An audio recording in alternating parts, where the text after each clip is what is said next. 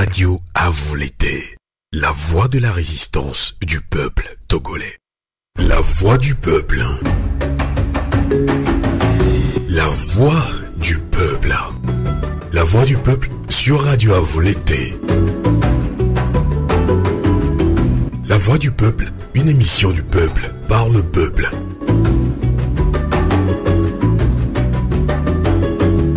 Le peuple s'exprime à travers des interviews, analyses et débats sur l'actualité politique et le développement du Togo.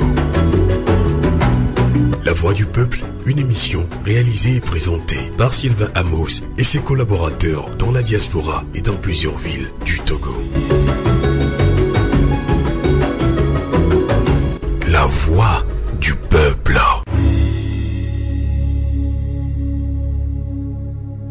Bonsoir à toutes et à tous et bienvenue dans l'émission La Voix du Peuple sur Radio à vous l'été, la voix de la résistance du peuple togolais.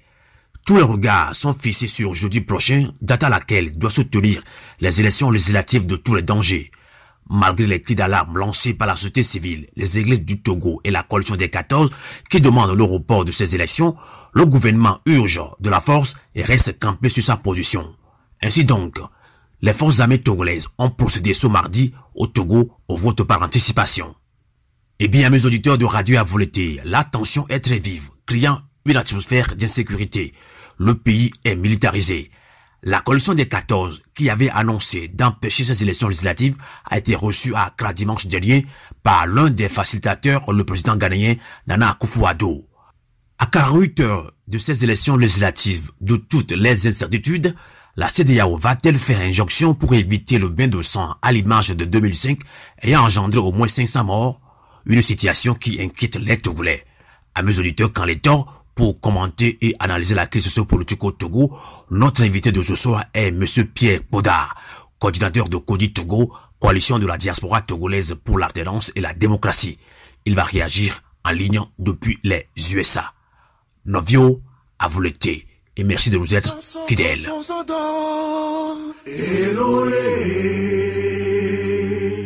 50 ans de règne des Gnassingbé, ça suffit. 50 ans de dictature, là, ça suffit. Assassinat politique, crimes économiques, cabésie au sommet de l'État, impunité et corruption, emprisonnement sommaire, achat de conscience et refus du vote des Togolais de la diaspora. Voilà ce qui caractérise les 50 ans de règne des Gnassingbé, du père au fils. Éducation sacrifiée et grogne sociale chronique dans tous les secteurs. Pendant 50 ans, le peuple togolais est laissé pour compte dans une misère ambiante. Nos ressources premières sont pillées avec la complicité de ce régime. Devant le refus obstiné du pouvoir autocratique des Gnassingbé d'opérer les réformes afin de libérer le Togo, l'article 150 de la Constitution te donne, toi fille, toi fils du Togo, plein pouvoir de jouir de ton droit sacré de faire échec à l'autorité illégitime. Peuple togolais, lève-toi, lutte et vains dans la dignité.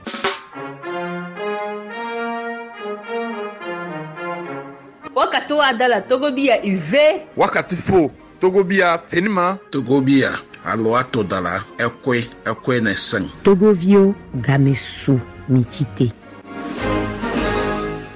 Ceci est un message de la coordination des mouvements et associations de la diaspora. Radio à vous l'été, l'esprit patriotique. Merci de nous être fidèles sur le 3xwradioavoulété.com. À 48 heures des élections législatives de toutes les incertitudes, la CEDEAO va-t-elle faire injonction pour éviter le bain de sang à l'image de 2005 ayant engendré au moins 500 morts? Une situation qui inquiète les Togolais. Et comme annoncé, pour commenter et analyser la crise sociopolitique au Togo, notre invité de ce soir est M. Pierre Kpoda, coordinateur de Kodi Togo, coalition de la diaspora togolaise pour l'alternance et la démocratie. Il va réagir en ligne depuis les États-Unis. Monsieur Pierre Kpoda, bonsoir et merci d'être l'invité de Radio à vous l'été. Bonsoir Amos, bonsoir à tous les auditeurs et à toutes les auditrices de la radio à vous l'été. Eh bien, au prime abord, parlons d'abord de la manifestation de la diaspora togolaise le samedi 15 décembre dernier devant l'ambassade du Togo à Paris. Monsieur Pierre Kpoda, Comment analysez-vous la répression par la police française de cette manifestation pacifique autorisée par les autorités municipales de Paris? Oui, merci Amos, merci pour l'occasion, l'opportunité que tu m'offres de m'exprimer sur les ondes, sur les antennes de la radio à volonté. Merci. Je voudrais tout d'abord, avant de venir à ta question, remercier et saluer la détermination et le courage de nos compatriotes de la diaspora togolaise et qui sont venus manifester à Paris pour réclamer, comme tout le peuple togolais le fait, la liberté, la dignité, l'alternance au Togo. Ce sont des causes légitimes et je crois que rien ne peut étouffer ces causes-là et les manifestations jusqu'à ce qu'on obtienne gain de cause. Maintenant, sur la question, je voudrais également souhaiter pour les blessés au cours de cet événement-là, de cette répression, un prompt rétablissement à tous les blessés, les vieux, les femmes qui ont été attaquées. Je crois que c'est d'une certaine barbarie. Je dirais tout simplement qu'il y a plusieurs facteurs qui peuvent expliquer cette répression. Moi-même, j'étais à Paris, je pense bien c'est le 24 novembre, quand les Gilets jaunes ont commencé leur manifestation et j'ai vu que la police était quand même sur les dents. Et ces manifestations des Gilets jaunes se sont poursuivies les 2 semaines suivantes et ça peut déjà créer un environnement électrique. On peut dire que les policiers et gendarmes français sont sous tension et qu'il y a déjà un environnement qui peut occasionner des dérapages à tout moment. Mais ceci n'explique pas cela. Des vidéos que j'ai visionnées et il me semble que les Togolais et les panafricains qui étaient venus de toutes parts pour les appuyer je voyais des manifestants pacifiques, des mains nues qui chantaient de bon enfant.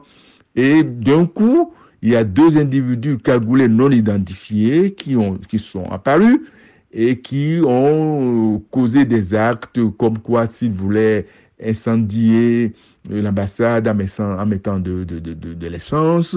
Également, ils ont amené des pneus. Mais ces éléments-là n'étaient pas du tout dans la masse de manifestants pacifiques qui étaient là. Et alors, là où je dis que ce qui s'est passé semble être un coup monté. Un coup monté maintenant par qui peut être le commanditaire de ce coup-là, à qui peut bénéficier ce crime. C'est tout simplement, je pense, que mais ça ne peut être que le commanditaire, peut-être le régime togolais, qui veut par ce acte-là incriminer les manifestants togolais et de la diaspora, et également tout simplement les traiter, les amener en justice pour dire que voilà, ils ont l'intention de causer des actes de violence, d'incendier l'ambassade, ce qui n'est pas du tout le cas. Mais également, je trouve que c'est un coup monté, c'est une certaine bavure de la police française, parce que de ce que j'ai appris, en posant des questions aux uns aux autres, il y a quand même des sommations qui devaient être données à la foule, aux manifestants, avant de les charger. Et de la vidéo, je n'ai pas du tout vu qu'il y a eu des sommations qui ont été données à la foule et qui n'a pas exécuté avant qu'on les charge. Donc pour moi, cette affaire s'apparente tout simplement à un coup monté pour pouvoir confondre la diaspora togolaise et l'incriminer.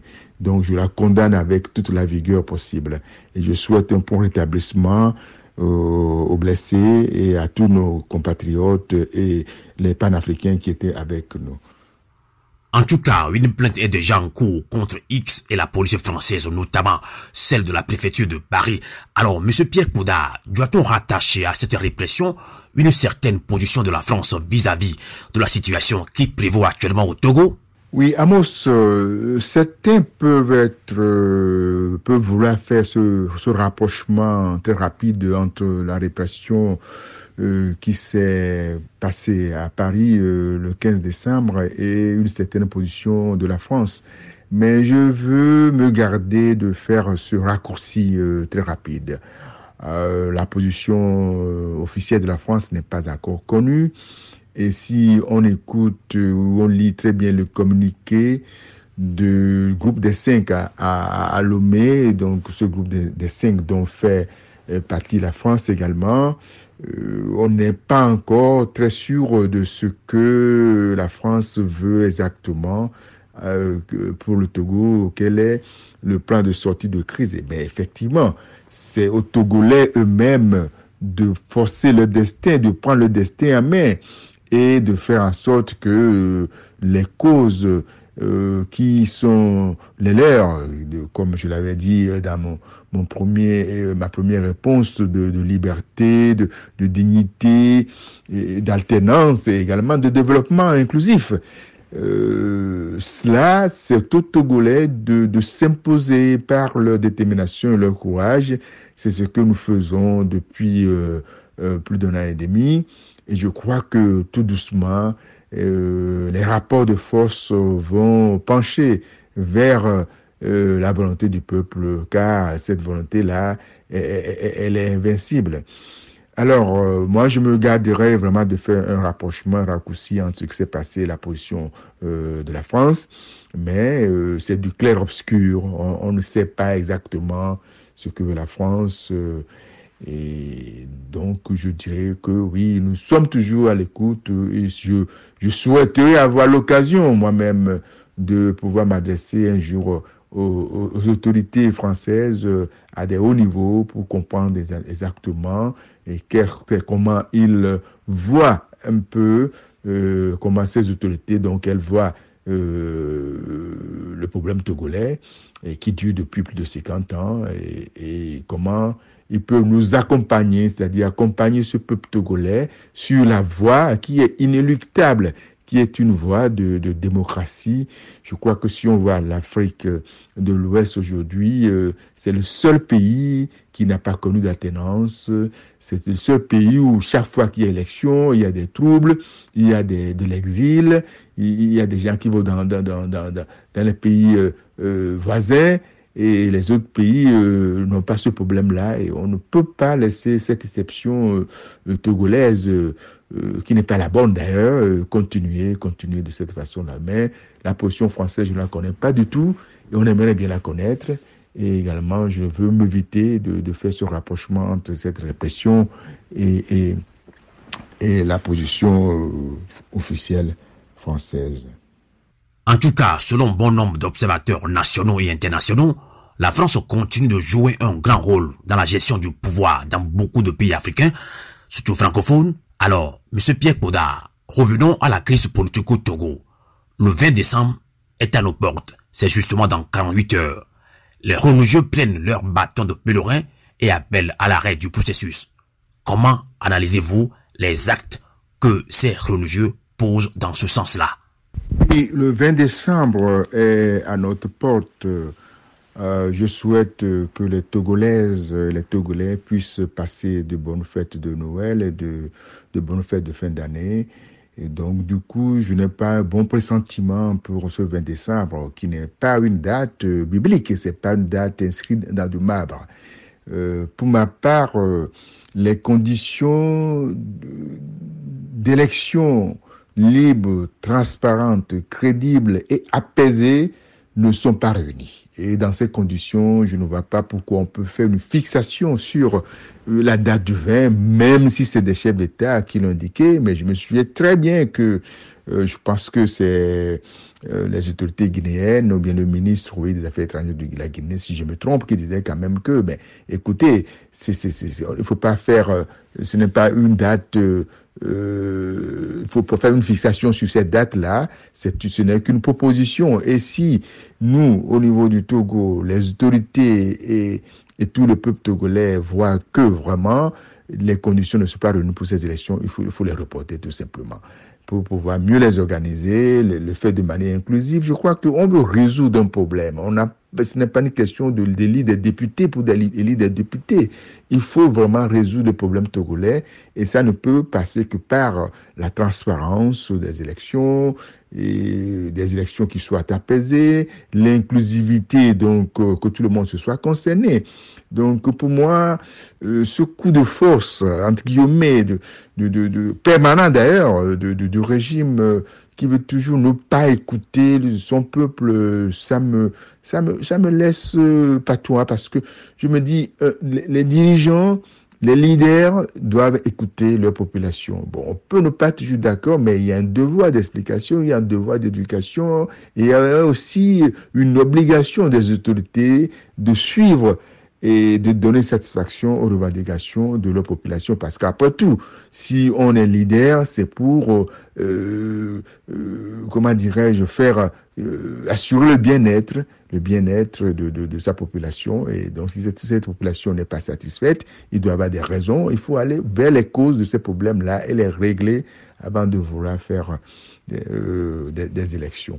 Maintenant, s'agissant de l'acte posé par les religieux, mais je le salue, c'est un acte courageux. Les religieux sont avant tout des citoyens togolais. Et ce sont des pasteurs, ce sont des leaders dans le domaine qui les concerne. Ils ont leurs fidèles, mais également ces fidèles sont des citoyens, et c'est ces gens qui souffrent. Il y a de la souffrance au Togo. Les gens ne mangent pas leur faim. Et les gens ne sont pas heureux. On le voit dans le visage de nos concitoyens. Et nous-mêmes qui ne sommes pas sur le territoire aujourd'hui, nous nous sentons concernés parce que c'est un prolongement. Nous avons nos parents qui sont là, nous avons nos sœurs, nous avons nos amis, nous avons nos frères.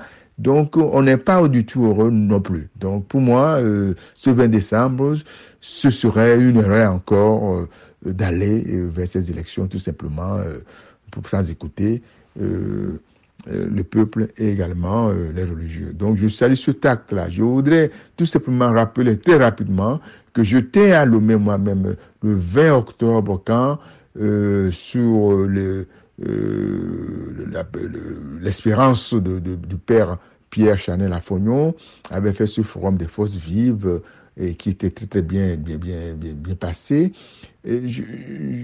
C'est un homme très courageux que j'ai rencontré, avec qui j'ai de très longues discussions, et je crois que dans la lancée maintenant, tous les religieux, voyant le danger quand même qui se pointe à l'horizon, et ont pris leur bâton de pèlerin. C'est leur rôle, ils sont dans leur rôle. Je crois qu'il faut les encourager, il faut les féliciter pour que vraiment, et j'espère que donc ce qu'ils portent, le message de paix, le message d'harmonie, le message d'amour qu'ils portent, que ces religieux portent, soit écouté par toutes les parties concernées, et que cette date du 20 décembre soit reportée pour qu'on ait des élections plus apaisées, qui n'amènent pas encore à des atrocités, des répressions et de la violence comme notre cher pays l'a souvent connu.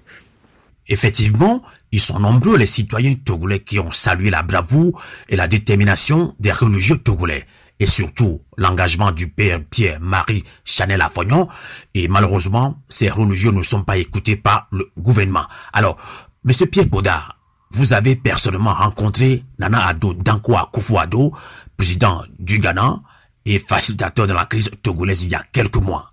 Alors, face à la situation actuelle, partagez-vous l'avis de ceux qui pensent que la CEDEAO se moque du peuple togolais, puisque jusque-là, la CEDEAO est silencieuse? Oui, c'est vrai, Amos. J'ai eu l'honneur et le privilège de rencontrer le président ghanéen avec une délégation de CODU Togo, si j'ai bon souvenir, le 11 juin dernier. J'ai fait la connaissance d'un homme d'une grande vision et d'une grande capacité, une capacité extraordinaire d'écoute. Je pense sincèrement qu'il a pris le problème togolais à cœur et qu'il voulait vraiment trouver des solutions appropriées, idoines et durables à la crise togolaise. Ce 11 juin, nous lui avons tendu un mémorandum de CODU Togo où nous avons posé un certain nombre de pistes de solutions pour la crise togolaise. Et si je me dis, si bon souvenir, nous avions demandé la mise en place d'un gouvernement de transition pour pouvoir mettre en place les réformes nécessaires avant toute élection législative ou présidentielle. Et pourquoi cela? Tout simplement, je vais paraphraser ici Einstein qui dit si vous demandez à celui ou à ceux qui sont à l'origine, ceux qui ont causé un problème, de résoudre ce problème-là, alors vous en avez deux. Et nous avons anticipé cela et nous pensons que la meilleure manière de régler ce problème, en tout cas de mettre en place les réformes, c'est d'avoir ce gouvernement de transition où bien sûr il y aura une représentation du parti au pouvoir. Il y aura également une représentation des partis politiques qui sont au Togo, la C14 et pourquoi pas les autres partis politiques également, et également la société civile et la diaspora représentée. Ça fait que on aura toute la représentation, la représentativité donc du Togo dans ce gouvernement de transition et mener et implémenter, comme on le dit aujourd'hui, de mettre en œuvre les réformes de manière inclusive, consensuelle, et pour pouvoir arriver à une sortie de crise durable et atteindre une paix, une certaine harmonie au Togo.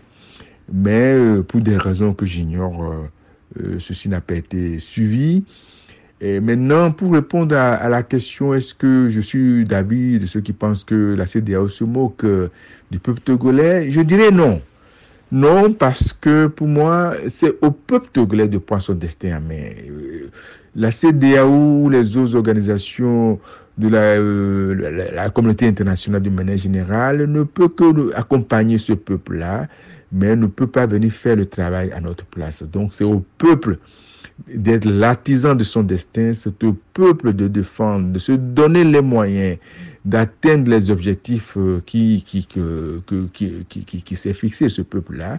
Donc moi, la CEDEAO, c'est une organisation de 14 pays.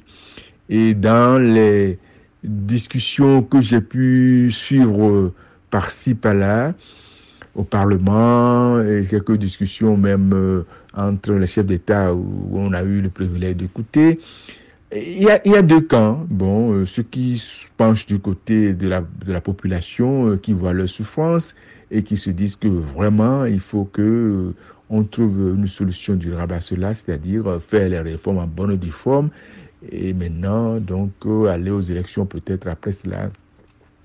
Et d'un côté, ceux qui pour un conservatisme politique ou des lourdeurs politiques ou des contraintes politiques que moi je ne saurais expliquer ici,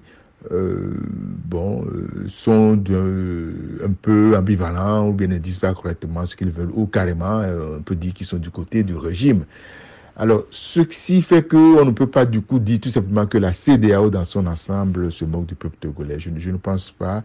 Ça peut être plus compliqué que cela.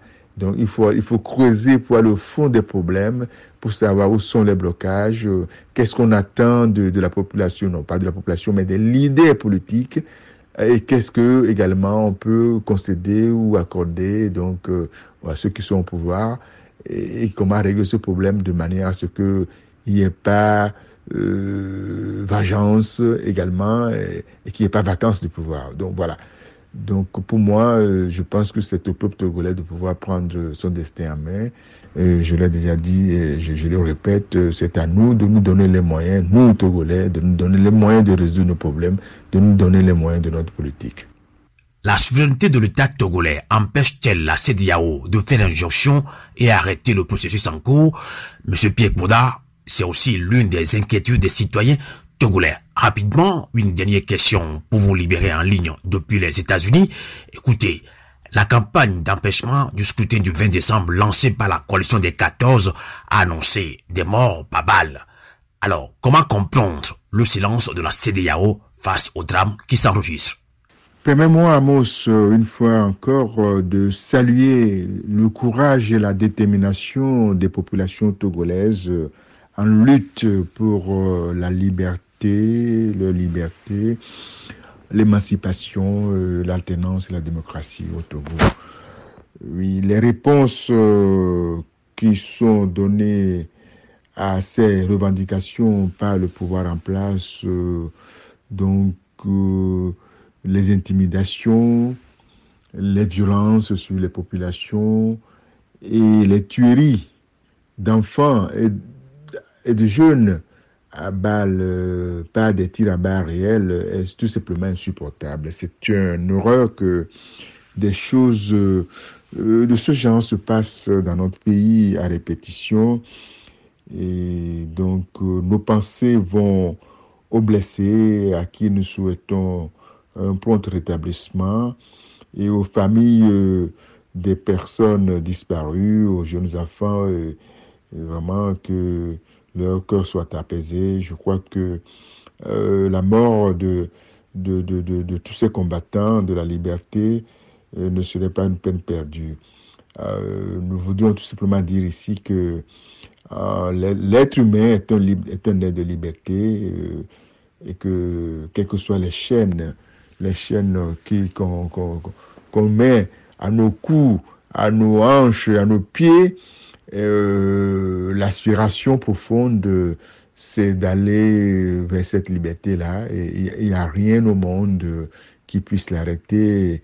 J'invite tout simplement les acteurs politiques à lire dans l'histoire et voir que quel que soit ce que des dirigeants d'un pays mettent en place pour mettre en servitude, en esclavage leur population, c'est les peuples, les populations qui finissent toujours par gagner, et quelle que soit la longueur du temps. Alors maintenant, la campagne d'empêchement de ce scrutin du 20 décembre, on en avait déjà parlé au début. Je pense que les conditions d'organisation de ces élections ne sont pas bien remplies, les conditions ne sont pas bonnes et satisfaisantes. Donc, il va falloir que ces élections soient reportées. Et les populations obéissent, les populations répondent à l'annonce de la C14, à cette campagne-là, tout simplement parce que dès le départ, c'est leur aspiration profonde. Il faut dire que c'est pas la C14 simplement qui demande, mais c'est la population même qui pousse aussi à ce que la C14 puisse donner ses annonces, parce que elle revendique, cette population-là revendique donc cette liberté. Alors, les coups, les blessures, les intimidations, les tueries, et pourquoi notre organisation commune, la CEDEAO, que nous voudrions qu'elle soit une organisation des peuples, pourquoi elle ne répond pas, pourquoi ce silence? Je dirais tout simplement à l'endroit de la CEDEAO que, en dehors des considérations politiques, ce qui se passe au Togo est un cri d'alarme, c'est un drame qui se prépare et qui est devant nous, et que tôt ou tard, la CEDEAO pourrait être rattrapée, sera rattrapée de toute façon par l'histoire. Et quand un peuple est en danger, et que même on ne fait pas preuve de fermeté vis-à-vis de certaines valeurs que nous devons tous défendre dans notre sous-région, des valeurs de liberté des peuples, des valeurs d'expression, des valeurs des droits de l'homme. Et là, au moins sur ce plan, je crois que la CEDEAO, quelle que soit la considération politique, doit pouvoir dire avec fermeté qu'on arrête ces massacres-là. Ce n'est pas la réponse appropriée. Et donc, je ne comprends pas, à mon avis, tout simplement ce silence-là. Et cette question doit être posée à la CEDEAO elle-même pour qu'elle nous dise pourquoi, devant ce drame qui est devant nous tous, et que nous voyons qu'elle ne puisse pas, avec une certaine fermeté, dire qu'on arrête ce genre de tuerie dans notre cher pays, le Togo. Je voudrais terminer ici en remerciant encore Amos pour l'occasion qu'il m'est donnée de m'exprimer devant les antennes de radio à Avoleté. Et bonsoir à nos auditeurs et à nos auditrices. Il se fait tard ici, et donc je vais pouvoir aller me reposer, mais la lutte continue. Pierre Kourik-Podar, merci de nous avoir accompagnés en ligne depuis les États-Unis. Je rappelle que vous êtes coordinateur de CODI Togo, coalition de la diaspora togolaise pour la tenance et la démocratie. Merci de nous avoir accompagnés en ligne depuis les États-Unis. Et bonsoir, à vous l'été. Kokule, Tetenta. Radio Avoleté, la voix de la résistance du peuple togolais. Eh bien, mes fidèles auditrices et auditeurs de Radio Avoleté, nous sommes arrivés à la fin de cette émission, La Voix du Peuple. À 48 heures des élections législatives de toutes les incertitudes, la CEDEAO va-t-elle faire injonction pour éviter le bain de sang à l'image de 2005 ayant engendré au moins 500 morts? Ceci est une interrogation légitime que se posent les Togolais. Mais tu peux pas croire que la situation que vit le Togo s'apparente à un coup de force. Et en attendant ces élections législatives de tous les dangers, quel sort le pouvoir réserve-t-il au peuple togolais qu'il y prétend gouverner? Et les Togolais doivent comprendre que seule la lutte libère. Merci de nous être fidèles. Novio Avoleté, Kokule, Titinta, bonsoir.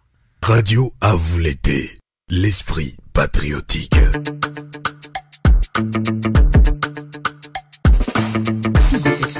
Tâchez vos ceintures, j'allais y'a pas dit la plémi. Élection ya, pas dit la tchakami. C'est le dernier appel. C'est le dernier combat.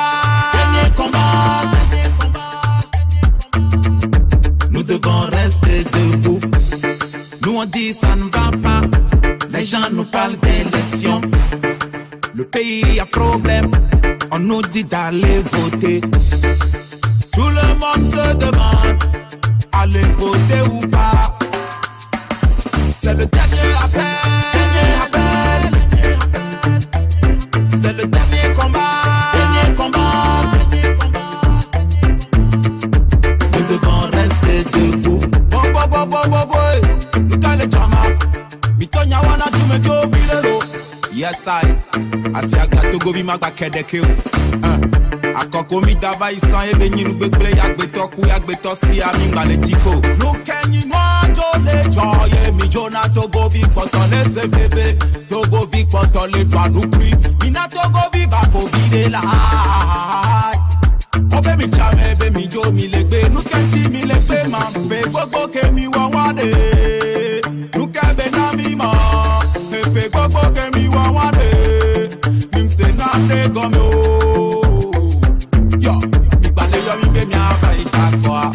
Nous devons rester debout. C'est le dernier appel, ouais. C'est le dernier combat, ouais. Yeah man, fire. Asia mi man ballon. Bemia ba flow mi ke wolo. Amesia me le to clever. E bebio mi le clever ma. Mani me bio mi le clever ma. Kotokolio mi to clever no. Mon babio mi le clever ma. Ane hovia me de benga kedo. Amesia me ne no clever. C'est le dernier appel. C'est le dernier combat. On bâtit la flumilo. Nous devons rester debout. On bâtit la plémilo. Nous devons rester debout. On bâtit la pami, la pomi, la fimi, la wumi, la chimilo. Yo, Togo visenya ke mole d'agron. Kuna ke tona senu. Dakame bagba flu. L'école a batté qu'elle ne va pas bleu. Jagba pana to cleva si agre. Sinon chalo badila de susu bobo. Obe police active contre les prisons. Vote Dieu chant contre les prisons. Siba Johnson contre les founou. Adia Nicoden Bidi ye bébé ye la wa grève de fiande. Agoye bedia. Mina mia vo videlo. Mina mia vo videsia. Et nous me do la co. Chito. La voix du peuple. La voix du peuple. La voix du peuple sur Radio Avoleté. Voix du peuple, une émission du peuple, par le peuple.